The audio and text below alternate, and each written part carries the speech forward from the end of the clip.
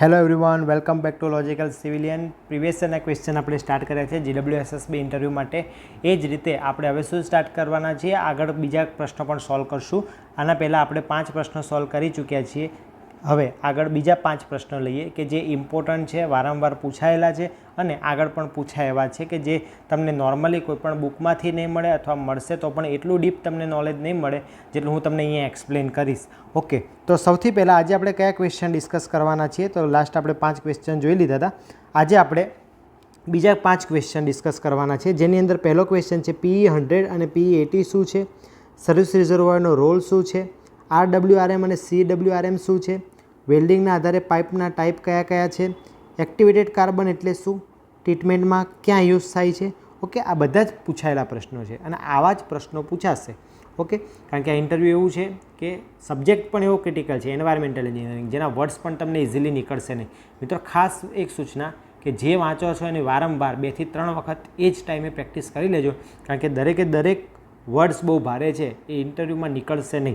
Okay, હવે video start કરતાં પહેલાં જો તમે ચેનલ પર નવા હોય તો ચેનલને સબસ્ક્રાઈબ કરી દો પહેલાં, અને વિડીયોને હાલ જ લાઇક કરી દો એટલે રહી ના જાય. અને વિડીયો ગમે તો 100% કોમેન્ટ કરજો, ના ગમે તો સજેશન આપજો. ઓકે, તો અને હા, જે મિત્રો GWSSBમાં ઇન્ટરવ્યૂ છે એમને આ જે વિડીયો બનાવું છું એ ધ્યાનથી જુઓ. આ તમારા માટે જ એફર્ટ આપું છું, આમાં મને કંઈ કમાવાનું નથી કે કંઈ જ નથી. આ જસ્ટ એક શોખ અને સ્ટુડન્ટને હેલ્પ થાય એ હેતુથી જ હું વિડીયો બનાવું છું. એટલે મેક્સિમમ બને એટલા લાઈવ આવો. જો હું આટલી એફર્ટ આપતો હોય તો તમારે તો એફર્ટ આપવી જ જોઈએ, કારણ કે આ વિડીયો એટલા ઇઝીલી નથી બનતા. કન્ટેન્ટ શોધતા વાર લાગે છે, કન્ટેન્ટ લખતા વાર લાગે છે, બધામાં સમય જાય છે. એટલે હું એફર્ટ આપતો હોય તો એટલીસ્ટ તમે એફર્ટ આપો, અધરવાઇઝ વિડીયો 100% ક્લોઝ થઈ જશે નેક્સ્ટ સેશન પછી. ઓકે, ચલો. સૌથી પહેલો ક્વેશ્ચન, PE100 અને PE80 શું છે? તો પહેલાં તો આન્સર, PE100 અને PE80 એ HDPE પાઇપના ટાઈપ છે. ચલો, HDPE પાઇપ એટલે શું? High density polyethylene pipe. HDPE pipe એટલે શું? High density polyethylene pipe.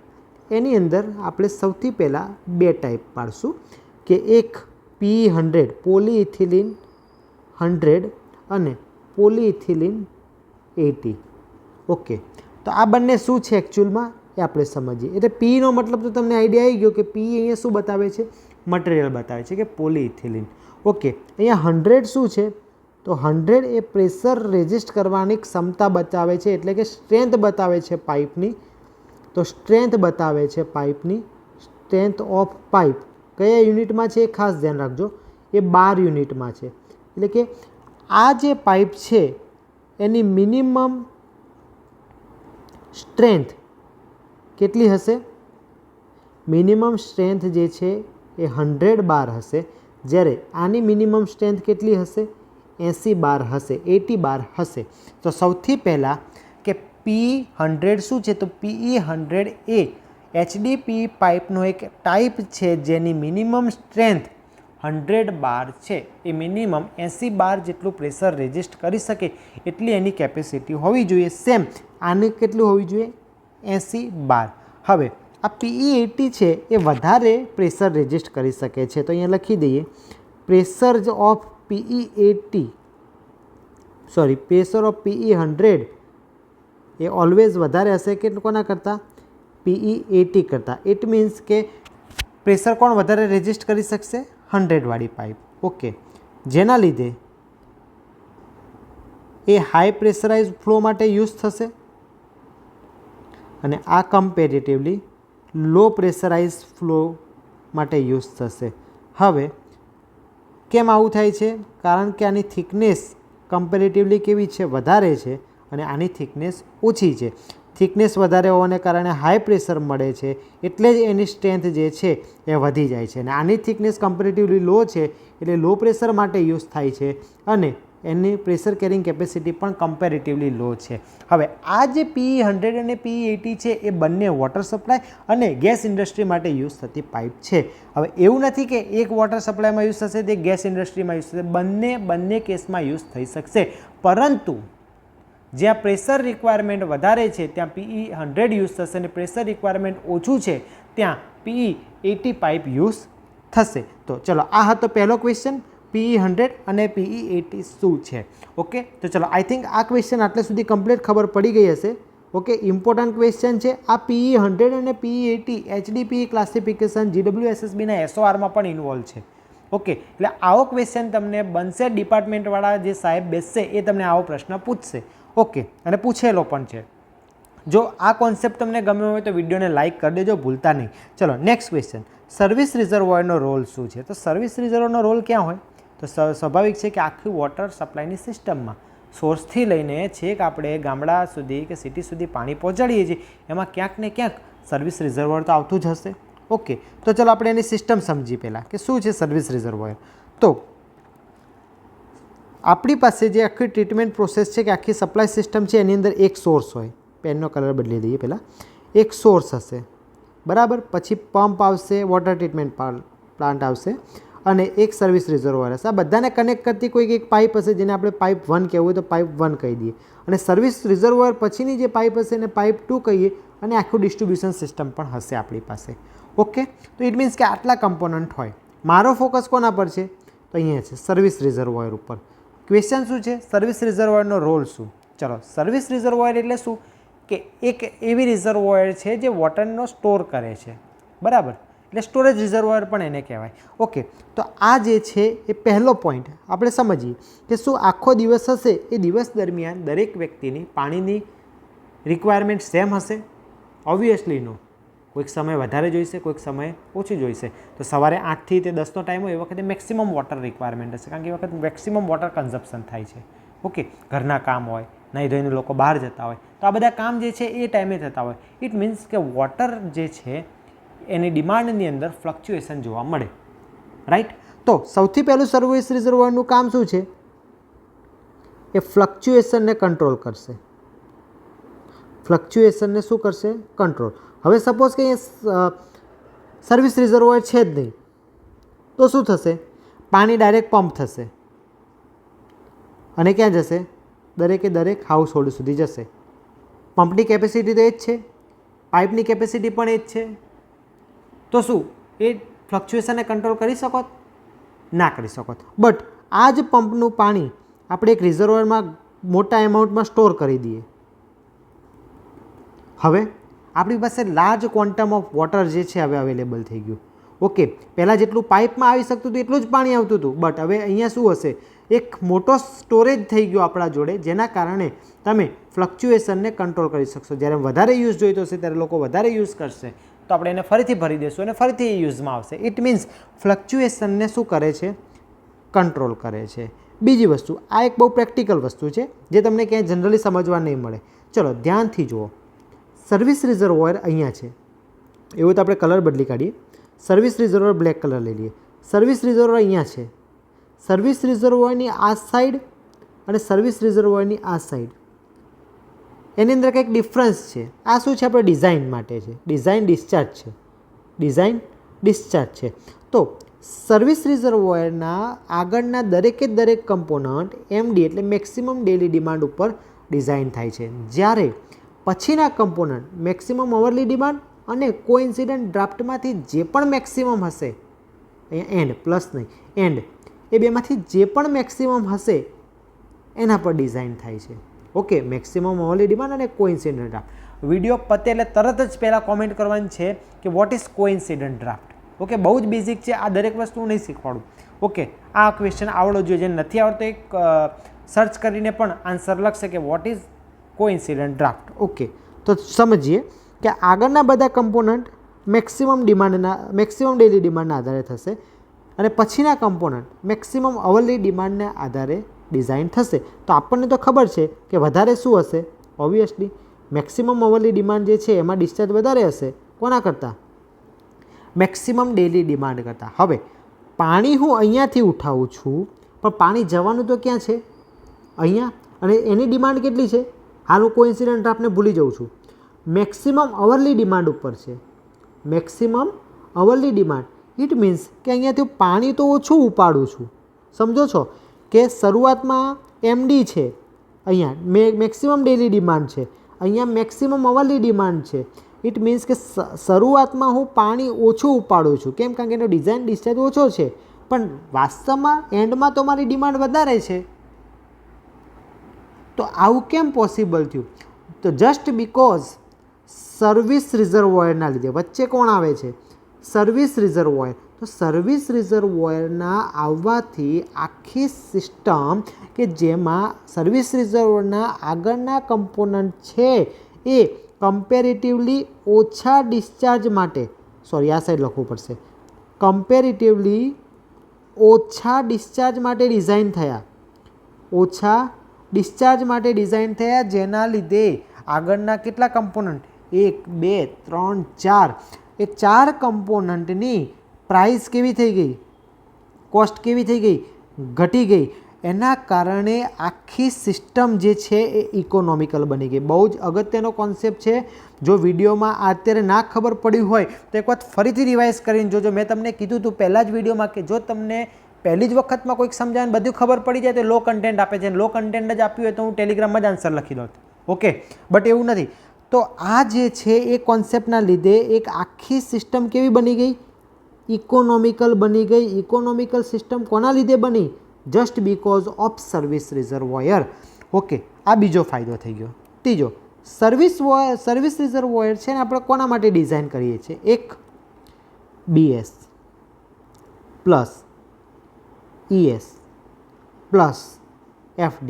આનો મતલબ શું? BS મતલબ બેલેન્સિંગ સ્ટોરેજ. ES મતલબ શું? Emergency storage. અને FD એટલે શું? Fire demand.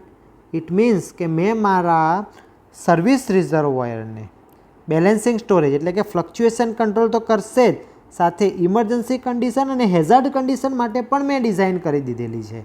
ઇટ મીન્સ કે એ ઇમરજન્સી કન્ડિશન વખતે અથવા પાવર કટ ઓફ જેવી કન્ડિશનમાં પણ આપણને પાણીનો સ્ટોરેજ પૂરો પાડશે. એટલે કે આપણને પાણી વગર તો નહીં જ રાખે. ઓકે, તો આ જે છે એ કેટલાક એડવાન્ટેજીસ જે છે સર્વિસ રિઝર્વોયરના નીકળી આવે છે. ગઈકાલે આપણે ESRની કેપેસિટી કઈ રીતે નક્કી કરાય એ પણ આપણે ડિસાઇડ કરી દીધું. ઓકે, હવે આજે આપણે ESRનો અથવા સર્વિસ રિઝર્વોયરનો બેનિફિટ શું છે એ પણ નક્કી કરી દીધો. ઓકે, તો આ જે છે સર્વિસ રિઝર્વોયર ઉપર વારંવાર ક્વેશ્ચન બને છે, એના લીધે આપણે આ ટોપિક લીધો છે. ઓકે, તો આઈ થિંક બીજો ક્વેશ્ચન પણ તમને કમ્પ્લીટલી અન્ડરસ્ટેન્ડ થઈ ગયો હશે, કમ્પ્લીટ સમજી ગયા હશો કે સર્વિસ રિઝર્વોયરનો સિસ્ટમમાં રોલ શું છે. Important question again. RWRM અને CWRM શું છે? ચલો ફરીથી એનો કોન્સેપ્ટ સમજવા માટે આપણે બે સિચ્યુએશન સમજીએ. તો કેસ 1 અને કેસ 2. એક આ જગ્યાએ લોકેશન છે મારી પાસે અને એક આ જગ્યાએ લોકેશન છે. આ લોકેશન A છે, આ લોકેશન B છે. બીજી વસ્તુ, બીજો કેસ, શરૂઆતની લોકેશન અહીંયા છે અને એન્ડની લોકેશન અહીંયા છે. ચાલો જોઈને જ તમને ખબર પડશે કે શું ડિફરન્સ છે. તો ચલો, પોઈન્ટ A અથવા લોકેશન A હાયર એલિવેશન પર છે અને પોઈન્ટ B એ કેવી એલિવેશન ઉપર છે? લોઅર એલિવેશન છે. કોના કમ્પેરમાં? એના કમ્પેરમાં. ચલો અહીંયાથી મારે આ બેને વોટરનો સપ્લાય આપવાનો છે. તો કઈ રીતે આપીશ? તો આપણે સપ્લાય માટે રેડ કલરથી બતાવીએ. અહીંયા મેં વોટરનો સપ્લાય આપી દીધો પાઇપ થ્રુ. ઓકે, અહીંયા મારે આપવો હશે તો કઈ રીતે આપવું પડશે? આ રીતે આપવો પડશે. ઓકે, ચલો શું થશે? અહીંયા જે પણ ફ્લો થશે એ કેવી રીતે થાય છે? હાઈ એલિવેશનથી લો એલિવેશન તરફ. હાઈ એલિવેશન ટુ લો એલિવેશન તરફ. જ્યારે અહીંયા શું થાય છે? લો એલિવેશનથી હાઈ એલિવેશન તરફ. ઓકે, હવે હું બે ડેફિનેશન બોલીશ પાઇપની. એવી પાઇપ કે જે વોટરને હાઈ એલિવેશનથી લો એલિવેશન તરફ કેરી કરી જાય અથવા લઈ જાય, એવી પાઇપને ગ્રેવિટી મેઇન કહેવામાં આવે. જ્યારે એવી પાઇપ કે જે વોટરને લો એલિવેશનથી હાઈ એલિવેશન તરફ લઈ જાય એવી પાઇપને રાઇઝિંગ મેન તરીકે ઓળખવામાં આવે, કારણ કે એ રાઇઝ કરે છે, પાણીને રાઇઝ કરીને લઈ જાય છે. તો એવી પાઇપને શું કહેવામાં આવે? Rising main. હવે આ રાઇઝિંગ મેન છે એ આપણી સિસ્ટમમાં બે ટાઈપની હોઈ શકે. આ રાઇઝિંગ મેન આપણી સિસ્ટમમાં બે ટાઈપની હોઈ શકે. એક RWRM અને બીજી CWRM. એટલે કે રો વોટર રાઇઝિંગ મેન અને clear water rising main. Clear water rising main.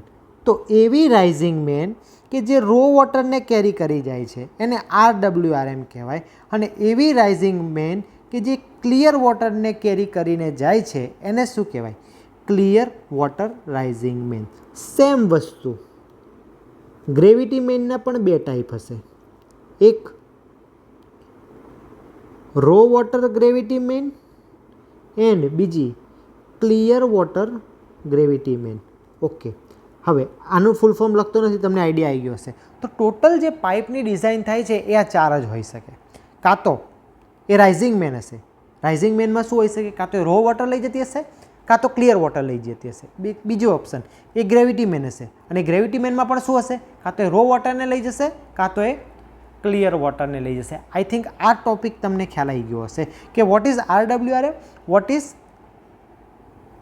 CWRM. Question આવો હતો, બટ મેં એના પાછળના બધા જ લોજિક કહી દીધા તમને આખું ડીપમાં. હવે કોઈપણ સિસ્ટમની અંદર જે પાઇપ હશે એ જરૂરી નથી કે બંને રાઇઝિંગ મેન હોય કે બંને ગ્રેવિટી મેન હોય. શરૂઆતમાં બની શકે કે રો વોટર ગ્રેવિટી મેનનું હોઈ શકે, તો શરૂઆત તમારી રો વોટર ગ્રેવિટી મેનની પણ હોય, બરાબર. પછી ડિસ્ટ્રીબ્યુશનની અંદર સપોઝ કે શરૂઆત આફ્ટર ક્લિયરિંગ, એટલે કે ક્લિયર વોટર ગ્રેવિટી મેન પણ થાય, પછી અમુક ગામડા અથવા અમુક અંતર પછી એ બની શકે કે એ ક્લિયર વોટર રાઇઝિંગ મેન પણ બની જાય. તો આ રીતની સિસ્ટમ છે એ ગમે તે કોમ્બિનેશનથી આખી સિસ્ટમ બનશે. ઓકે, તો આ ટોપિક છે એમાંથી તમને આટલા પ્રશ્નો બની શકે, જે બનવાના છે, જે નથી બન્યા, કે બધું જ મેં તમને અહીંયા કહી દીધું છે. હવે જઈએ આપણે નેક્સ્ટ ટોપિક ઉપર કે વોટ ઇઝ ઓકે વેલ્ડિંગના આધારે પાઇપના ટાઈપ. ઓકે, હવે આની અંદર ખાલી તમારે નામ જ યાદ રાખવાનું છે, કારણ કે બહુ ડિટેલ થઈ જશે ને મિકેનિકલ સાઈડ વધારે જતું રહેશે. પણ પ્રશ્ન પૂછેલો છે અને તમને આ પ્રશ્ન શોધવો મુશ્કેલ પડોત, તો એના માટે આપણે એ પ્રશ્નને લઈ લીધો છે. ઓલરેડી આઈ થિંક 9મા નંબરનો ક્વેશ્ચન છે. તો ક્વેશ્ચન નંબર 9 એનો આપણે આન્સર લખીએ, અહીંયા લખી દઈએ. તો ક્વેશ્ચન નંબર 9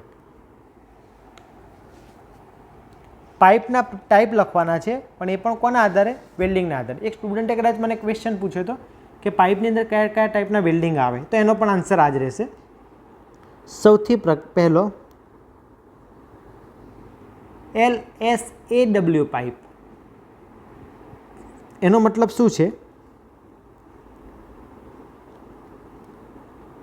લોન્જિટ્યુડનલ, સાથે સાથે લખતા પણ રહેજો, લોન્જિટ્યુડનલ સબમર્જ્ડ આર્ક વેલ્ડિંગ. ઘણા વિદ્યાર્થીઓ એવી ભૂલ કરતા હોય છે કે એ લોકો વિડીયો આફ્ટર લાઈવ કર્યા પછી, મતલબ લાઈવ પતી જાય પછી 2ની સ્પીડે કેવી રીતે. જો મિત્રો, જે પણ કોન્સેપ્ચ્યુઅલ વસ્તુ છે ને એને સ્પીડમાં પતાવવાનો કોઈ મતલબ નથી.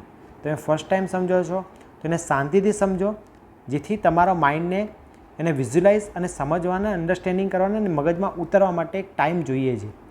ઓકે, તો એ ટાઈમ મળી રહેશે તો જ તમને લોંગ ટર્મ યાદ રહેશે. અધરવાઇઝ આ જોયેલું જ રહી જશે. તમે જે પણ વિડીયો 2ની સ્પીડે જોયા હશે ને જે વિડીયો 1ની સ્પીડે જોયા હશે એમાં ઘણો ફરક હશે. જે 1ની સ્પીડે જોયો હશે એ જ તમને યાદ રહેશે. ઓકે, તો વિડીયો જોવામાં કેવી કોઈ આળસ ન રાખો કે અથવા શોર્ટકટ ના અપનાવો કે જેથી તમારું નુકસાન જાય. લાગવાવાળો કેન્ડિડેટ, તમે કોઈ પણ રેન્ક 1 થી 20 કે 1 થી 25 કે 1 થી 30 જે ટોપર હશે ને એ કોઈ દિવસ ક્યાંય શોર્ટકટ નહીં મારતા હોય. એ હંમેશા વ્યવસ્થિત અને ઇન ડિટેલ પ્રિપેરેશન કરતા હશે. આ વસ્તુ એક અલગ પાડે છે ટોપર અને જે પાસ નથી થતા એ સ્ટુડન્ટની અંદર. તો ખાસ ધ્યાન રાખવું આ વસ્તુ. ચલો નેક્સ્ટ ટાઈપ છે SSAW. આનો મતલબ શું છે? Spiral submerged arc welding. Next HSAW helical submerged arc welding. Even next જે હું લખું છું એ મને પોતાને જ પ્રશ્ન પૂછ્યો હતો. ERW pipe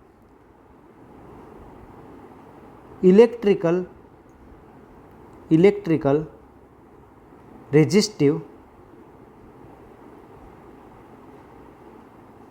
welded pipe and most important EFW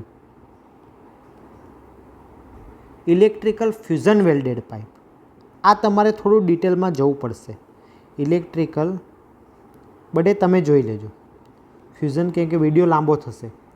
welded pipe થોડી બેઝિક માહિતી, બહુ નહીં ડિટેલમાં, બટ થોડી બેઝિક માહિતી આ બે વિશે જોજો. આ તો પ્યોરલી વેલ્ડિંગના ટાઈપ છે, બટ આ બે ટાઈપની પાઇપ આપણે યુઝ પણ કરે છે ડિપાર્ટમેન્ટ, ERW અને EFW. ઓકે, ચલો લાસ્ટ ક્વેશ્ચન આપણો એવો હતો કે what is activated carbon. Activated carbon શું છે અને એ ટ્રીટમેન્ટમાં કઈ જગ્યાએ યુઝ થાય છે. ઓકે, તો આના માટે આપણે સમજીએ. પહેલાં તો એક્ટિવેટેડ વર્ડનો મિનિંગ શું છે. એક્ટિવેટેડ વર્ડનો મિનિંગ શું થાય એ સમજી જાઓ તો તમારે ટોપિક ક્લિયર. તો કોઈપણ જગ્યાએ તમે વર્ડ સાંભળો એક્ટિવેટેડ તો એનો મિનિંગ શું છે. Activated carbon, activated charcoal face wash આવે છે, એડવર્ટાઇઝમાં પણ તમે જોયું છે. તો એક્ટિવેટેડનો મતલબ શું છે કે એને આપણે એક્ટિવ કર્યો છે. અને એને એક્ટિવ કરવા શું કર્યું છે. પાવડર ઓર સ્મોલ પાર્ટમાં કન્વર્ટ કરેલો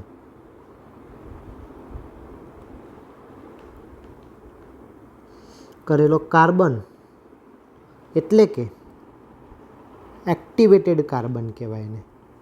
એક્ટિવેટેડ કાર્બન એટલે શું બેટા.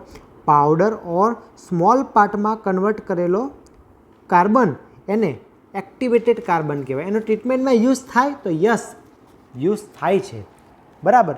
એવી કેટલીય પ્રોસેસ છે જ્યારે તમારે લો લેવલનો ડિસ્ચાર્જ હોય કોઈ નાના ટ્રીટમેન્ટ પ્લાન્ટમાં તમે આ એક્ટિવેટેડ કાર્બનનો પણ તમે યુઝ કરી શકો છો.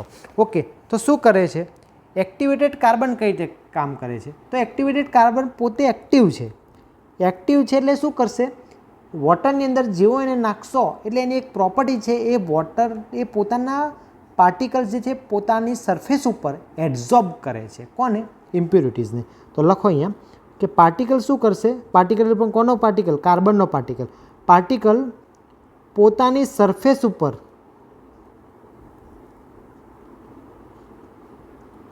ઇમ્પ્યુરિટીઝને એબ્ઝોર્બ કરે છે. એના લીધે શું થાય છે, ઇમ્પ્યુરિટીઝ ઓછી થાય છે. અને એના પરિણામે શું રિમૂવ થાય છે. એના પરિણામે શું રિમૂવ થાય છે. તો એક ટેસ્ટ, બીજું ઓર્ડર, ત્રીજું કલર, dissolved gases,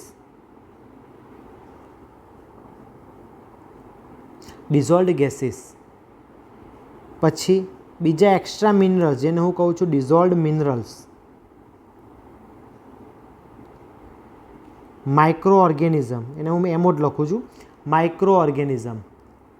આ ઉપરાંત એ ઓછા વધતા પ્રમાણમાં ફિનોલને પણ શું કરે છે, રિમૂવ કરે છે. તો એક્ટિવેટેડ કાર્બન જે છે એ test, odour, colour, dissolve gases, dissolve mineral, micro organism અને ફિનોલને પણ શું કરે છે, રિમૂવ કરે છે. આ જ એક્ટિવેટેડ કાર્બન ફિલ્ટર અત્યારે આપણા ઘરના આરોમાં પણ આવે છે, જેના કારણે પાણીનો જે ટેસ્ટ છે ને એ મેન્ટેન રહે છે. તો અમુક આરો એવા હોય છે કે જે વોટરને પ્યુરિફાય તો કરે જ છે પણ ટેસ્ટ એઝ ઇટ ઇઝ રાખે છે. જે કડવો ને એવો ટેસ્ટ નથી થતો અથવા ઓછું કડવું થવા દે છે, તો એની અંદર પોસ્ટ કાર્બન ટ્રીટમેન્ટ એલાઉ કરેલી હોય છે. ઓકે, તો આ જે છે એ એક્ટિવેટેડ કાર્બન. પણ આ એક્ટિવેટેડ કાર્બનનું એક્સ્ટ્રા તમને એક માહિતી આપી દઉં કે એક્ટિવેટેડ કાર્બનનો એક માઇનસ પોઈન્ટ પણ છે. કેમ, તો જુઓ કે આ એક્ટિવેટેડ કાર્બન જે છે ને, એક્ટિવેટેડ કાર્બન એ પોતે એક સસ્પેન્ડેડ સોલિડ પણ છે. એટલે ભલે પોતે બધું રિમૂવ કરતો, બટ એ activated carbon impurities extra add કરે છે. શું કરે છે? એક્ટિવેટેડ કાર્બન ઇમ્પ્યુરિટીઝ એડ કરે છે. કોના લીધે? કારણ કે પોતે સસ્પેન્ડેડ સોલિડ છે. ઇટ મીન્સ કે મારે એને પણ રિમૂવ કરવું પડશે. એવું બધું રિમૂવ કરી નાખે પછી પોતે ઇમ્પ્યુરિટીઝ નાખે, એવું તો ના ચાલે. એ થોડું કે કામ કરે છે એટલે એને ગમે તે એલાવ કરીએ, એ તો અન્યાય કહેવાય. બરાબર, પણ એવું નથી થવા દેવાનું આપણે. એટલે આપણે એને ક્યાં એડ કરશું? તો એને એડ કરવા માટે જો આપણે એને ટ્રીટમેન્ટ પ્લાન્ટમાં એડ કરીએ છીએ તો એને આપણે સેડિમેન્ટેશન ઓર ફિલ્ટ્રેશન વખતે, એટલે કે સેડિમેન્ટેશન ટેન્કમાં અથવા ક્લેરિફિક્યુલેટરમાં એડ કરી દેવાનો. એટલે કે એ ફિલ્ટર બેડ સુધી પહોંચતા એક તો અડધો સેડિમેન્ટેશન ટેન્કમાં પણ રિમૂવ થશે અને ફિલ્ટર બેડમાં પણ રિમૂવ થઈ જશે. કેમ કે ફિલ્ટર બેડ શું કરે છે? નાનામાં નાના પાર્ટિકલને પણ રિમૂવ કરી નાખશે. એટલે એક્ટિવેટેડ કાર્બન હશે એને પણ શું કરશે?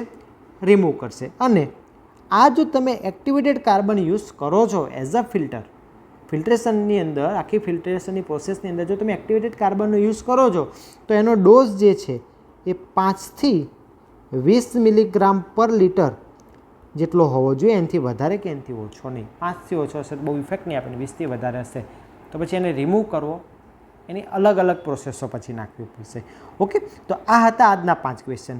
મિત્રો કેવા લાગે છે ક્વેશ્ચન? અથવા જો તમારા ડાઉટ હોય તો પણ મને કહેજો. અચ્છા, આજે મેં કોમેન્ટની અંદર એક ક્વેશ્ચન કર્યો હતો કે વોટ ઇઝ હાઇડ્રોસ્ટેટિક ફોર્સ? તો અમુક સ્ટુડન્ટે એવો જવાબ આપ્યો હતો, વોટ ઇઝ હાઇડ્રોસ્ટેટિક ફોર્સ. બહુ જ બેઝિક ક્વેશ્ચન છે પણ દરેકનું મગજ હલાવી નાખે એવો ક્વેશ્ચન છે. કે સ્ટેટિક એટલે શું? દરેક વિદ્યાર્થીઓ વિચારતા હોય કે એ સ્થિર કન્ડિશનમાં હશે, એટલે કે સ્ટેટિક કન્ડિશનમાં હશે એટલે એક જગ્યાએ સ્ટોપ હશે, એ ફોર્સ લગાડશે એને હાઇડ્રોસ્ટેટિક ફોર્સ કહેવામાં આવે. બટ એ ખોટી વસ્તુ છે. એને સ્ટેટિક ફોર્સ કહેવામાં આવે. એને શું કહેવામાં આવે? સ્ટેટિક ફોર્સ કહેવામાં આવે. બટ હાઇડ્રોસ્ટેટિક ફોર્સ એવો ફોર્સ છે કે જે વોટરના વેટના લીધે લાગતો હોય. યાદ રાખજો, અને બહુ અગત્યનો છે, ગૂગલ પણ કરીને ચેક કરવો હોય ચેક કરી શકો છો. વોટરના વેટના લીધે લાગતો ફોર્સ એને આપણે હાઇડ્રોસ્ટેટિક ફોર્સ તરીકે ઓળખીએ છીએ. આ મેં ગઈકાલે ક્વેશ્ચન કોમેન્ટની અંદર લખવા કીધો હતો. ઓકે, તો અમુક સ્ટુડન્ટે ટ્રાય કર્યો હતો, ઘણું સરસ, પણ આ આન્સર સાચો છે તો એ જોઈ લેજો. ઓકે, આજનો મારો એક ક્વેશ્ચન છે એ હતો what is coincident draft?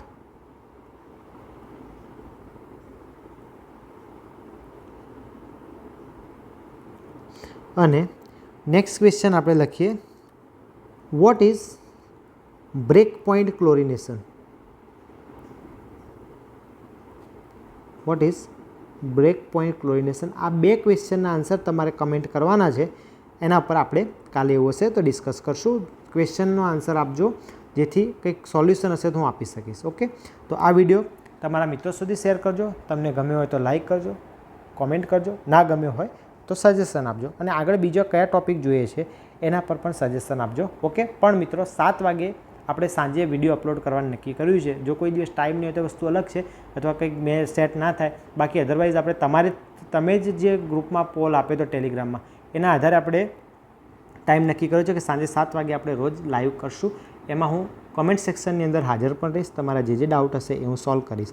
Okay, તો ચેનલ સાથે બન્યા રહેજો. વિડીયોને મેક્સિમમ શેર કરજો. દરેક વિદ્યાર્થીને ફાયદો થાય એ રીતે દરેક સુધી વિડીયોને પહોંચાડજો. જય હિન્દ. હા, અને જો ટેલિગ્રામ ચેનલમાં નથી જોડાયા તો લોજિકલ સિવિલિયન કરીને આપણી ટેલિગ્રામ ચેનલ છે જેની લિંક ડિસ્ક્રિપ્શનમાં હું નાખી દઈશ. એમાં દરેક લોકો જોઈન થઈ જજો અને તમારા દરેક વિદ્યાર્થી મિત્ર સુધી મોકલજો. All the best. જય હિન્દ.